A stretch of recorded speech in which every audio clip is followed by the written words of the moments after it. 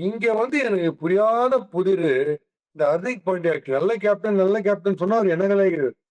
அவரு தான் இன்னைக்கு லீட் எடுத்து போடணும். அவருக்கு டெய்லர் மேட் பிட்ச் இது. இந்த பிட்ச்ல அவர் ஓடி வந்து ஜஸ்ட் லெங்த்ல போட்டாருன்னா, அவர் 4 விக்கெட் எடுத்திருப்பாரு.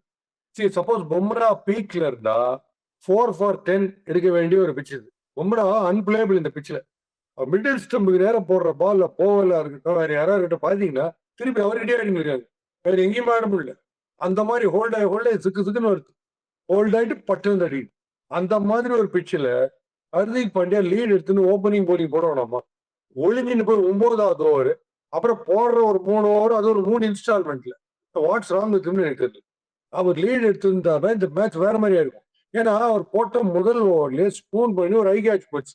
அத பத்தி நம்ம பேசுவோம். அந்த ஹை கேட்ச் பண்ண காமெடி பத்தி நம்ம பேசுவோம். அவர் போலிங்ல ஒரு ஹை கேட்ச் போயிருக்க அந்த ஓவர்னா, அவருக்கு டெய்லர் மேட் பிட்ச்னா 5 ஓவர் அவர் போட வேணாமா அதுல? கன்டினியூஸா ஒரு 4 ஓவர் போட்டிருந்தாருன்னா 3 வீடு வந்திருக்கும். அவர் எப்ப பார்த்தாலும் பவர் பிளேயா இருக்கட்டும், இல்ல ஸ்லோகா இருக்கட்டும். அவர் கேப்டனா இருக்கும்போது டபாய்க்கிறாரு எப்பவுமே. ஒளிஞ்சுன்னு மறைந்திருந்தே பார்க்கும் மர்மம் என்னன்னு சிவாஜி கணேசன் வந்து பத்மினி டான்ஸ் ஆடி பார்ப்பாரு ஒளிஞ்சுன்னு. அது மாதிரி இவரு பண்றது. அவர் வந்து வரவே மாட்டேன்றாரு. பார்த்தா நிறைய இறங்க மாட்டான்னு தெரியல. பேட்டிங் மட்டும் தைரியமா வராருல்ல. போலிங் வரோம் நம்ம அவரு பண்ணியிருந்தாருன்னா, நீ அவர் கையில மேட்ச் இன்னைக்கு. ஓவர் விக்கெட் அப்ப எடுத்திருந்தா.